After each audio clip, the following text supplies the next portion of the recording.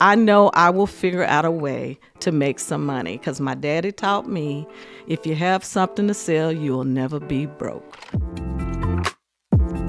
No one is going to give you anything, nor do they owe you anything. I mean, there's some months I've made, $60,000 by myself in 1 month. Where could I do that on a job? Right. You can't do that on a job. No one is going to pay me $60,000 in a month. Welcome to the All Ears podcast. All ears. All ears. And so just to give you a little bit of background, the reason I'm doing this is because I've met awesome clients like you, just awesome people in general. And every time we talk, whether it's about the actual gig we're working on or either I'm calling about real estate advice, I'm all ears, right? You are. And so what I want to do is share that wisdom from these so-called ordinary clients to people watching, to my friends, family, and so on. So that's the goal. So today on the podcast, we have Miss Denise Hamilton, who is anything but ordinary. I think you can go anywhere inside the Metroplex and they're going to know Denise Hamilton. I think all of my Facebook friends have you as a mutual friend. I kid you not. So anything. No matter what color they are. Don't matter what color, what side of the Metroplex. And so been in real estate for plenty of years. Oh my God. I'm at 26, 27 years now. So also politics, community activist, and then, wife, mom, grandmother, horse owner, all of the above. So we'll just hop right into it. We met back in 2016. God, has it been that long? It's been that long. It's been 5 years since we met. And so we met through Karen Jacobs, another politician. You reached out to us via Facebook. Right. It was about 9 a.m. I went and looked at these messages like last week. So you reached out to us at 9 a.m. Okay. And we were sitting at your table meeting at 12:30. Oh, yeah, right? just like that. Just like that. So we'll start there. I think you've always been a person that finds importance and urgency and, hey, let's get it done. So why is that? Oh, you know what? I think I've always been that way. I went to a magnet school, kind of a little bit background. I went to a magnet school like Talented and Gifted. So and so we were just taught that at Business and Management Center, just to always have some sense of urgency. And then I had a dad who used to say to me, he hated being late. He hated anyone being late. And so I think I got it naturally. Just always have that sense of urgency. Got you. So it's just something that came growing up. Yeah, because I know even when it's like, hey, we got a gig that we want to do, when do you want to shoot? Well, I'm free tomorrow. She was like, I'm self-employed. I'm at the house. We can do it right now. Exactly. Let's do it. The first time we met, we're sitting at your kitchen table. I'm not sure if you remember, but we were just talking about entrepreneurship. You were giving me some little golden nuggets of wisdom and whatnot. And the quote you said was, you have to be a little insane to be an entrepreneur. Do you remember saying that? Oh, yeah. What was that about? You know what? There is 330 million people in America, and only 15 million are self-employed full-time. And because you risk everything, the failure rate is 30 to 50% the first year. And so it's scary. You don't know when that next check is going to come. Yeah. And I was a single mom for many years. And when, it's one thing to do it by yourself, but when you have children you have to feed, it's like, oh my God, when is that check going to come? There's no sense of, security there. You don't have that net. And so you have to learn to be a great saver. You have to learn to do many things to make money to feed your kids. And so you have to be insane to do that, because when you fail, you fall and you could potentially hurt your whole family. And so it's kind of, do I choose 40 hours a week and have that security?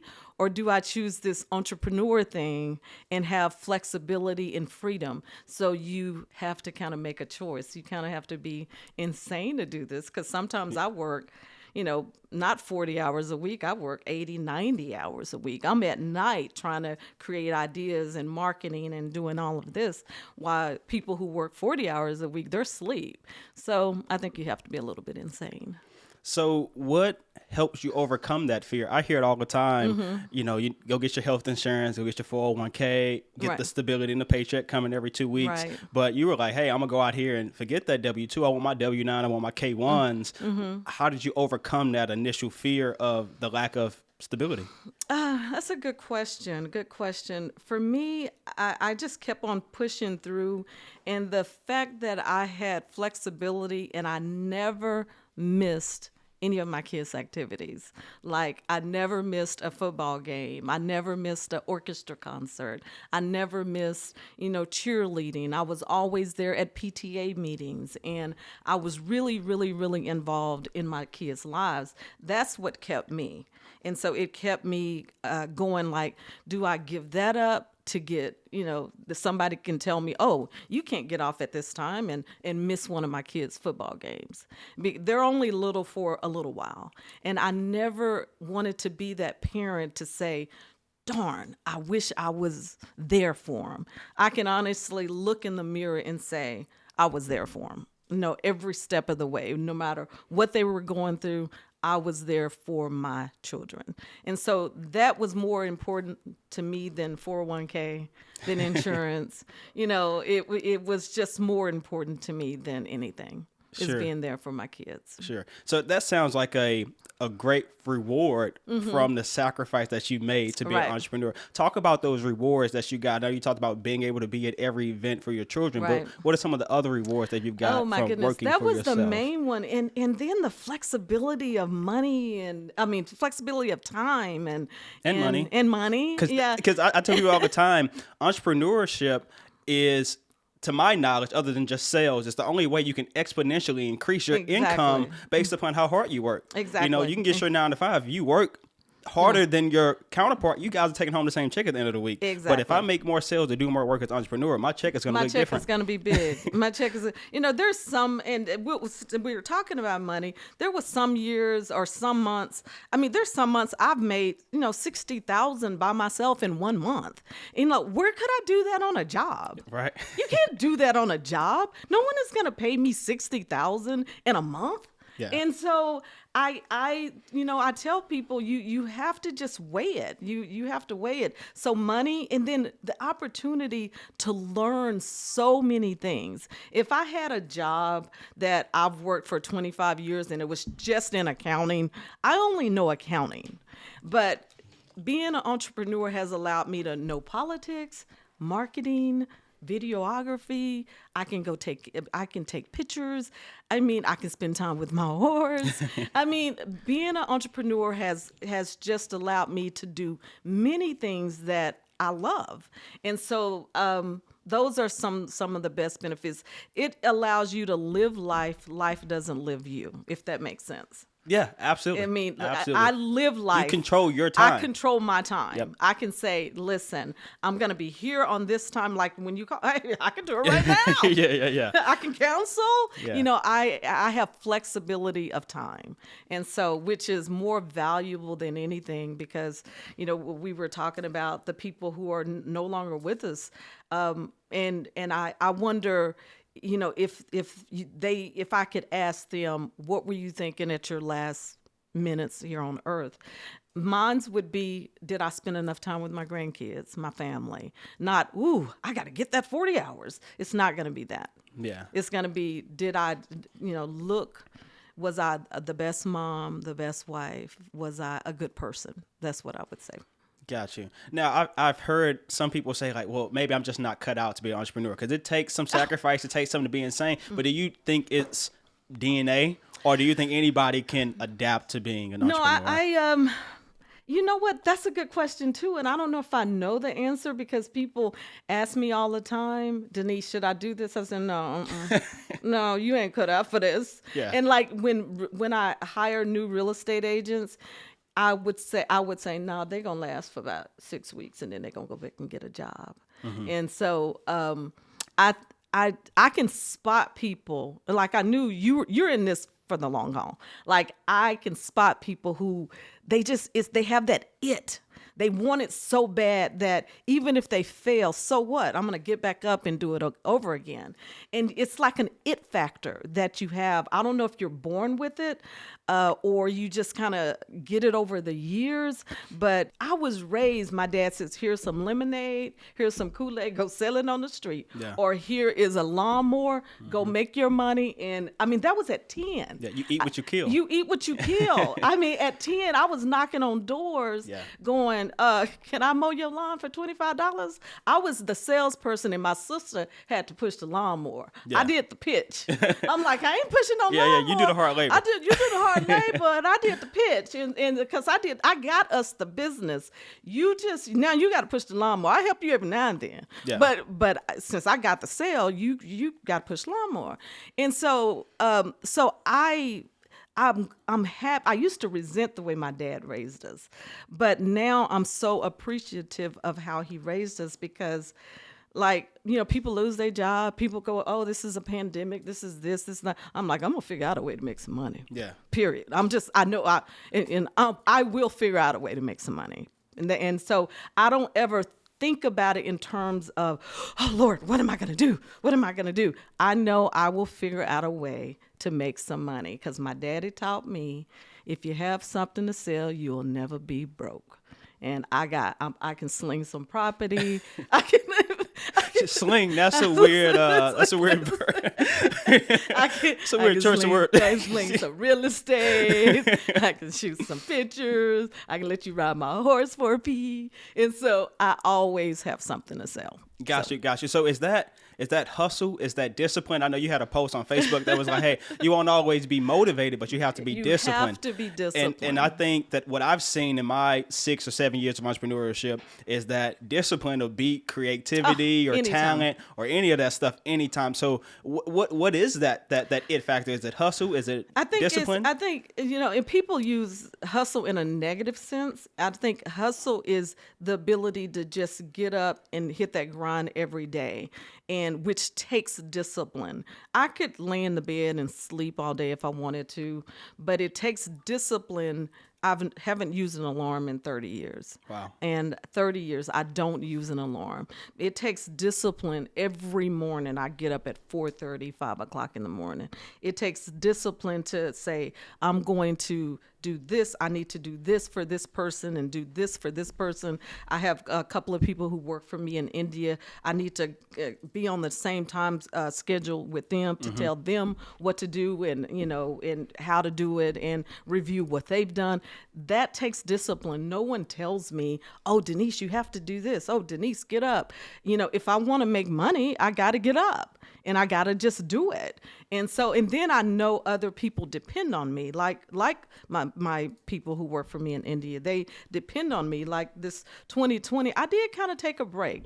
2020, my plan before COVID, my plan was to take off for a year and travel and do some things and travel to different countries and do stuff like that. But COVID changed that. But in November, I went to Africa. I went to Rwanda. Okay. And November 2019, I went to Rwanda. I was so ready to get back home. Oh my God. I realized how much I love being home. Mm-hmm. I realized how much I love just my environment and my family. And I was like, I cut a 3-week trip short down to 10 days. Wow. I was that ready. I called and redone my flights. I'm ready to come home. Like right now. I like Africa, don't get me wrong. Motherland, yee. But was it, when you say you were ready to come home, it wasn't like a homesick, it was more of I love my life. I do. It sounds, and I know we're not supposed to be like, oh, but I love my life. I love my husband. I love my children. I love my grandkids. I love the life I've created for myself. I love it. In the country where more and more people are not having that mindset that, hey, I love my life. Mm-hmm. What did you do to create that life to say, hey, I love my life? Is it controlling your time or being around the right people? I think so. I eliminated a lot of negative people from my life. Even if they're family, you got to let them go. You can't toss your pearls on swine all the time, meaning that not everybody, including people in your family, can handle your dreams, can handle your vision. And Dropping some gems. So you can't throw your pearls on swine. And so you can't let everyone know, even if they're your mama, your daddy, your sister, your brother, because what they'll say is, oh, you need to get a job. Oh, you need to do this. Oh, you can't do that.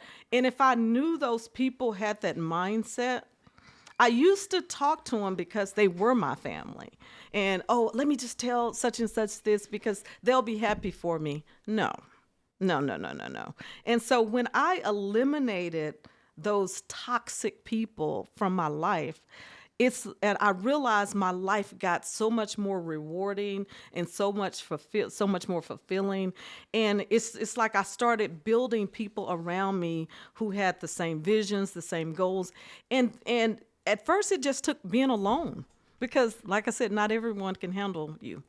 And they shouldn't be able to. And when they said it's lonely at the top, it can be because you don't have, a lot, they don't invite you nowhere. You don't get, because they feel like you think that you're better than them. So it was interesting that you said that, way off the show notes here, but good conversation. You said an interesting thing that, Naru Witherspoon, who is one of my clients as well here in Dallas, said. He was like, when you become successful, you gain some affluence, people think you change, but in reality, they're the ones that change. You can still hit me up. I'll still go hang with you. I'll do all of that. Exactly. But your perception of me has changed. Exactly. And therefore, you think I have changed. Exactly. So that was very interesting because you're not the first person that said that. So that maybe some truth in there. It is very true because people think when I'll pick up my phone or I'll email them back, or my friend that passed away, when I went to her 50th birthday party, I just can't believe you showed up. And, and I'm like, no one invites me nowhere. Of course I'm going to show up. I was happy you invited me. Yeah, there you go. And so, but people's perception of you, they treat you differently. Yeah, absolutely. I found they treat you differently. I probably didn't shake a millionaire's hand until I became a business owner, and now I've shaken countless millionaire hands, and I think about 4 billionaires' hands. Exactly. And the perception, whether it's social media or what you hear from your family growing up, is that, hey, those people that have money or are all about money, they're bad people, right? Mm-hmm. It has been a complete opposite once I've got to know these people. They're the most hospitable people. Mm-hmm. I've been and filmed in $1 million houses, and they'll lay out a spread for me. I'm just the videographer, and they got a spread on the counter. I'm like, what is this? I go, to the cousin's house. It ain't no spread on the counter. Like you better get in that refrigerator and get something on your own. So I thought that was just really interesting. But taking it back to your early life, I remember one time we were filming, and you said you had some early success right out of high school. I did. What was your drive? I thank my 18, 19-year-old self all the time because I was on Craigslist trying to get video gigs, and I was randomly posting, emailing people, and I'm like, why was my 18-year-old self doing that? I don't understand. Now I get it. Like, I got this mindset of growth and, financial freedom and stuff like that. I don't know what my 18-year-old self was thinking, but I think them all the time. So I was like, what was your 18, 19, 20, 21-year-old self thinking that drove you to have that early success? And if you want to elaborate on it a little bit as well. Well, I think when I don't know if I was that young. Well, I moved out very, very early. I moved out at 17 years old. Mainly family issues, and I moved out at a very young age. It was fear for me. I didn't like the situation I was in. It just wasn't a good situation with my mom, and so I just one day said, you know what? I'm moving out. And I was 17 years old. So I was scared. And I was working at a little Tom Thumb job. And so it was fear for that. And then, so closing that chapter, my success came when I got into property management. Mm-hmm. I was like 24 years old, 24 years old. I excelled really quick from how leasing agents are in an apartment complex. Mm-hmm. I went from leasing agent to assistant manager to manager, then to supervising 4,000 or 5,000 units all within 3 years. Wow. And so I went from making $15 an hour to making like 80,000 a year, you know, which This is back like in 24. the day, Yeah. this was like, man, I thought, man, I was arrogant. You couldn't tell me nothing.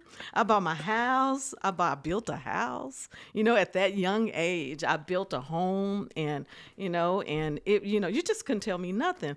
But I always say God has a way of humbling everyone, you know, humbling people. And I was humbled, you know, and so I believe that, and that, you know, once you get that arrogant and pride becomes before the fall. I was so prideful and so arrogant and so cocky that I had to be broken down. And when I look back at that person, I said, I will never be that person again.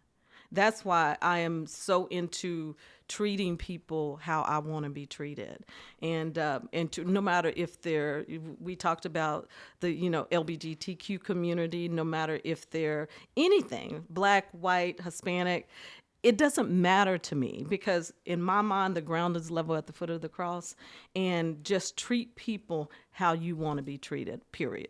Absolutely. Yeah, I think that's one of the things. Like I said, I've learned a lot of things from you. Some explicitly, hey, you told me don't do that, do this. And then some things are just leading by example. Right. And one of the things that I did see, whether it was on your political campaign or even at your birthday party, just the diversity of people. Like you said, the LGBT community. Right. You got people of different faith, Right. Hinduism, Islam, and they're all in this matter. melting pot. And so It doesn't matter. why is that important for you to be that involved with all of these groups? I mean, you got a litany of groups that you're involved in for people of different, you know, backgrounds. I am the president of Collin County Diversity Council, and Collin County Diversity Council is a nonprofit that we champion the positive power of diversity through programming. We do different programs, or we have people sponsor different programs where we're educating each other about each other.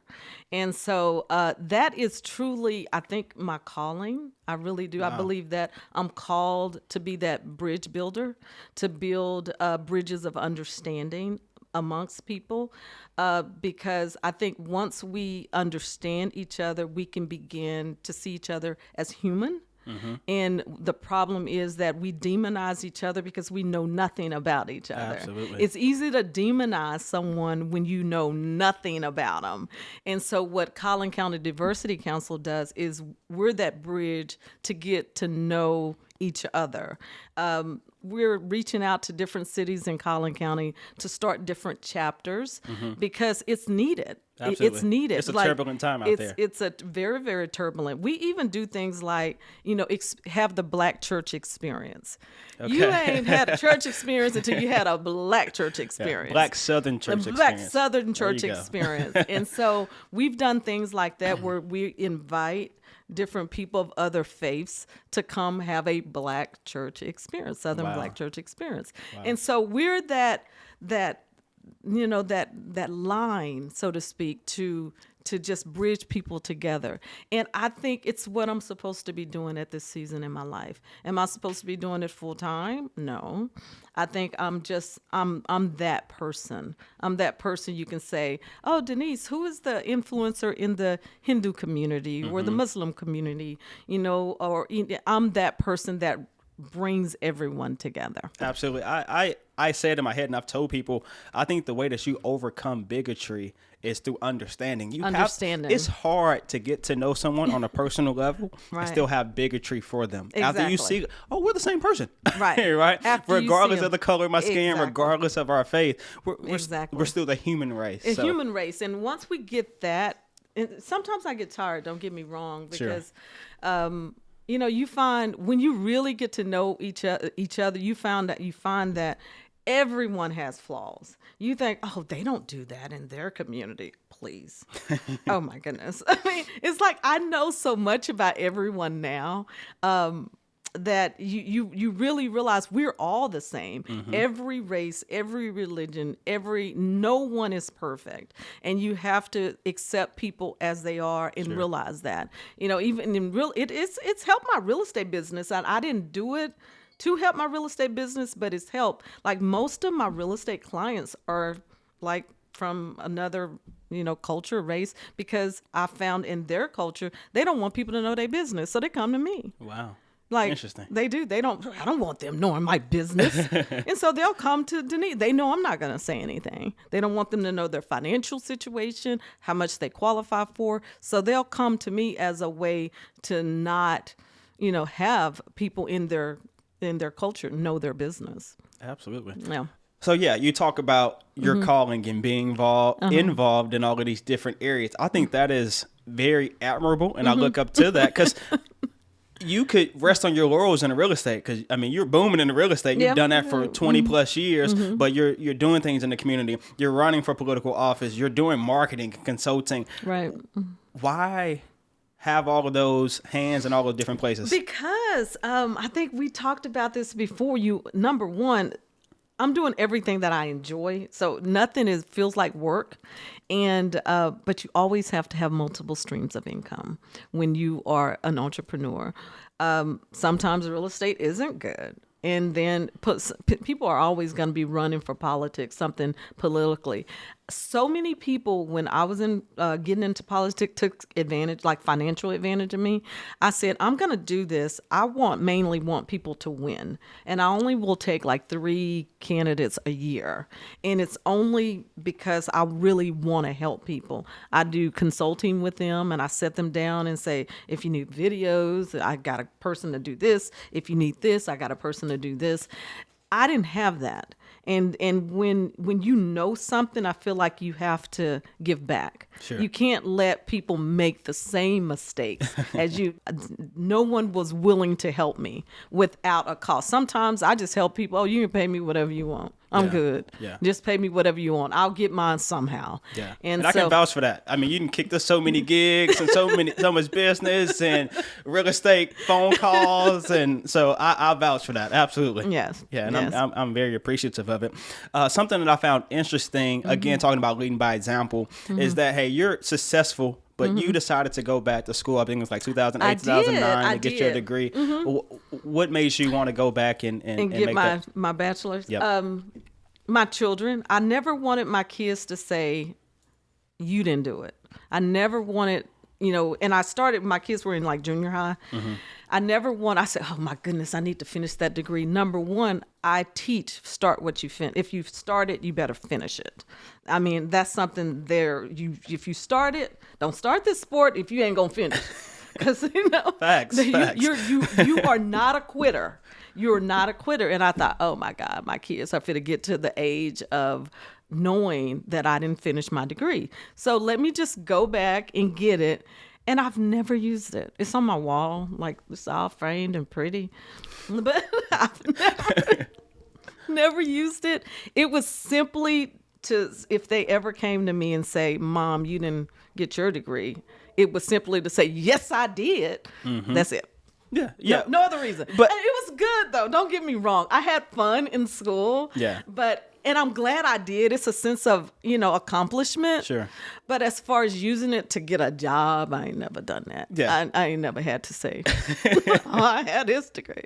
Gotcha, never had to say that. That makes sense, though. Leading by example. A lot of times it's do as I say, not as I do. Right. But it was like, hey, do as I say and do as I do because I went and got mine, too. Because I went and got mine. Yeah. So you can't ever throw that up in my face. No one can. And it feels good to have it. When you're out, speaking or in public, you can say, oh, I have this little degree, It's just good to have it. Yeah.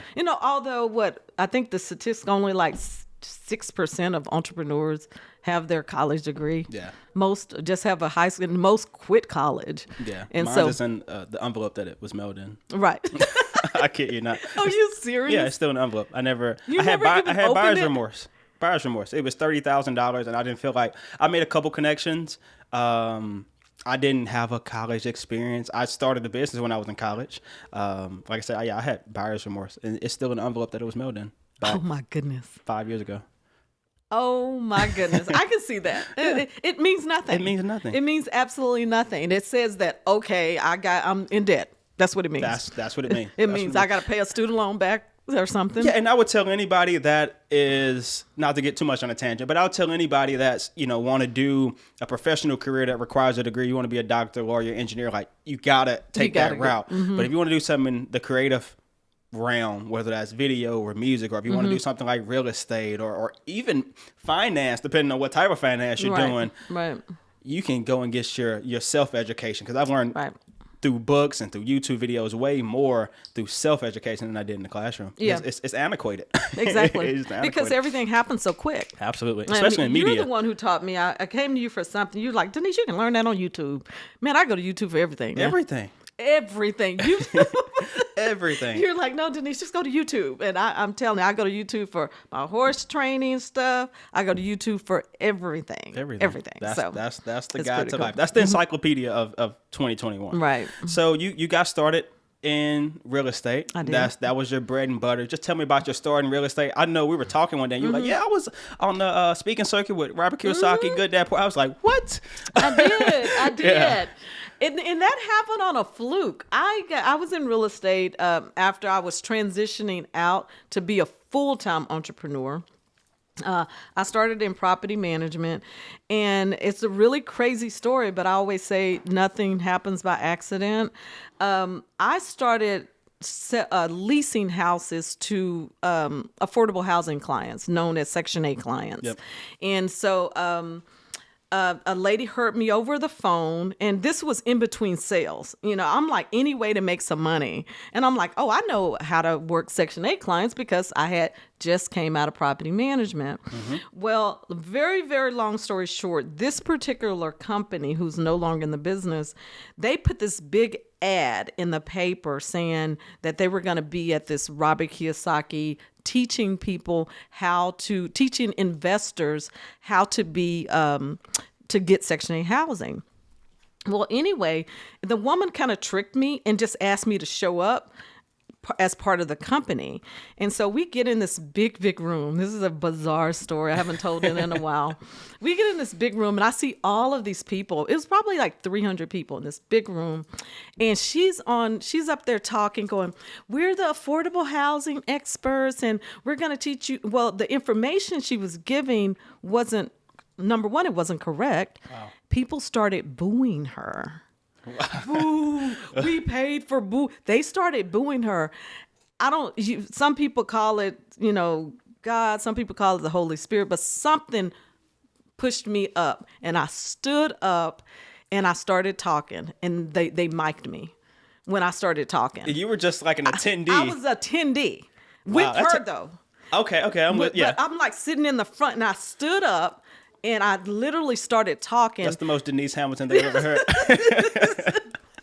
So Denise. So Denise, if you know me, that's so Denise. Yeah. And so I stood up, and then that lady mic'd me. They took her mic and mic'd me. And I started walking around the audience going, this is what you do.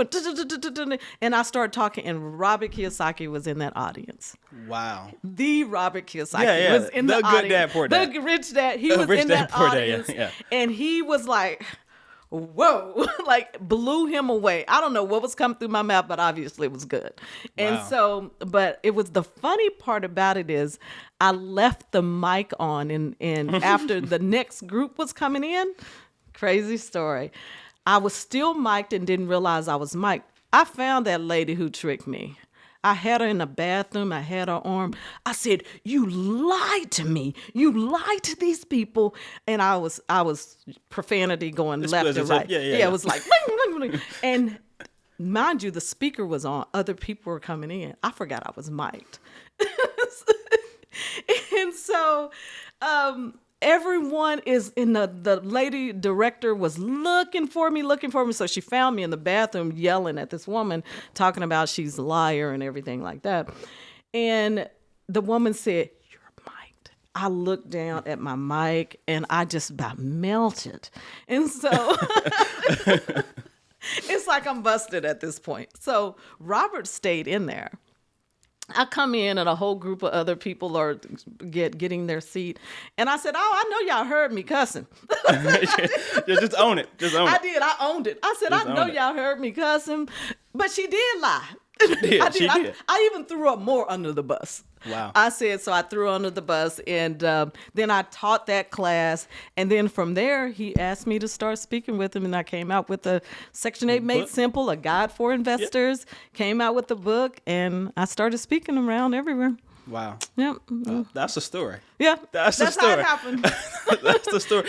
And the fact that even after the explicitives and the grilling the lady in the restroom, he was still like, yeah, come on a speaking tour with me. In fact, he called me on stage at the end of that particular event and said, y'all watch this lady. He's like, y'all watch this lady. She cuss like I do.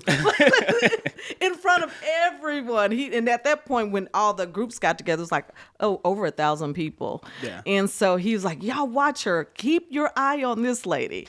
So yeah, that's kind of how that happened. That has definitely been one of the things that I admire about you, is just being authentically yourself, Right. no matter who's at the table, right? And it's people at the table that don't look like you, right? Right. Whether it's older white men or Right. whether it's all men and no women or whatever the case may be, you come in there and you command that respect and True. you are authentically yourself, True. regardless of the situation. I've seen you talking to John, our photographer guy. I've seen you talking to these politicians, but what gives you that confidence to be authentically yourself? Because I know even as a business owner, sometimes you start code switching and you shrink into a shell, if you will.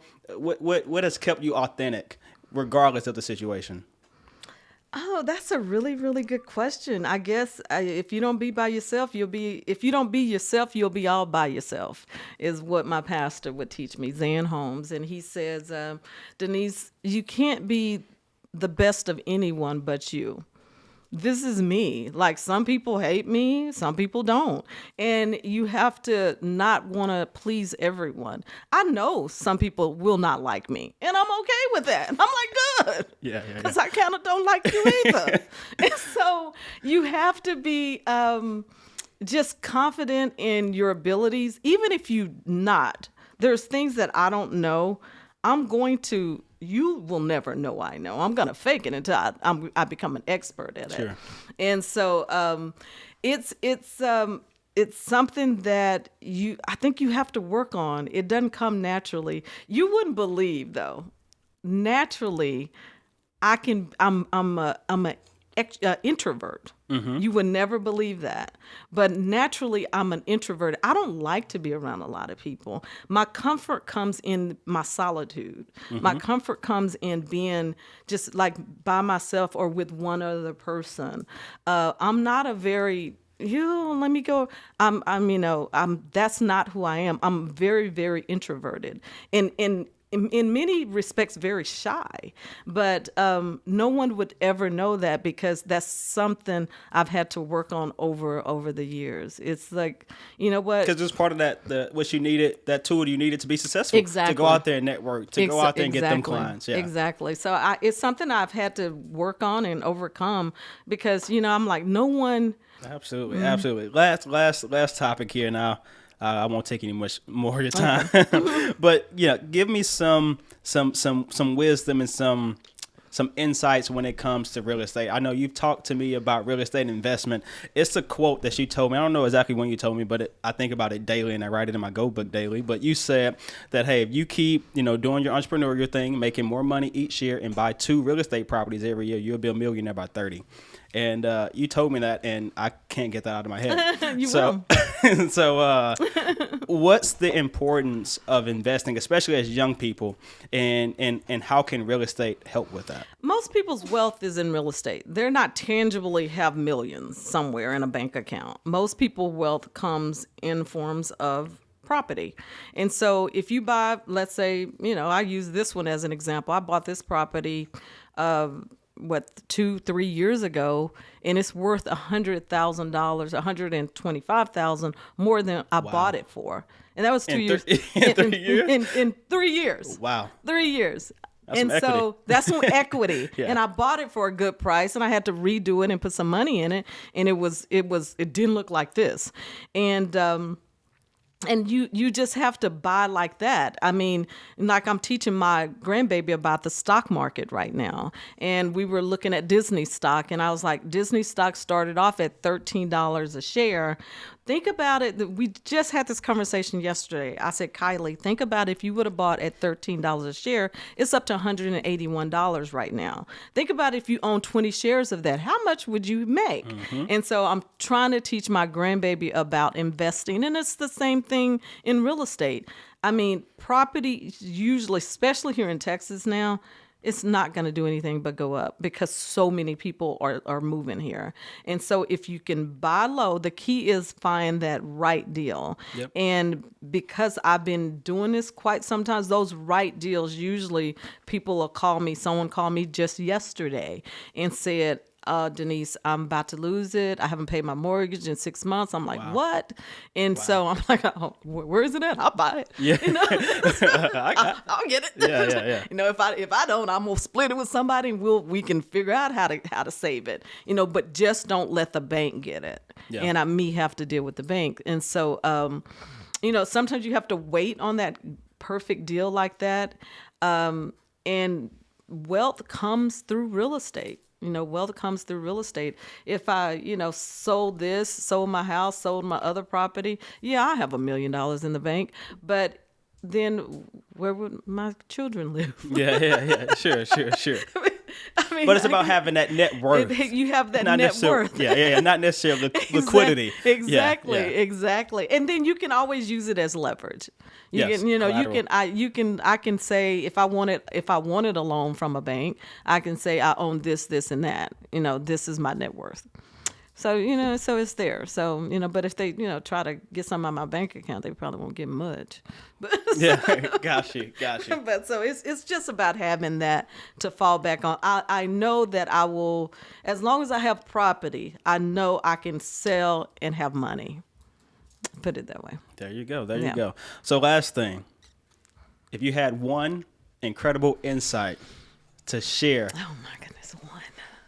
that has led to your success, it could be in real estate, it can be in life, it can be in relationships, it can be in money, whatever you got. One that you can share, what would it be? You know, I tell my kids, I tell my daughter, no one is going to give you anything, nor do they owe you anything. Absolutely. And so you have to just go out and get it. Wow. So it's something, I think, for everyone. You have to work on that confidence and your abilities. So, you know, you just have to work on it. Well, thanks again Thank for your you. time. Thank you. I really appreciate it. I look forward to more insights and more phone calls and more real estate calls and all that good stuff. And again, thank you for your time. Thank you. I appreciate you.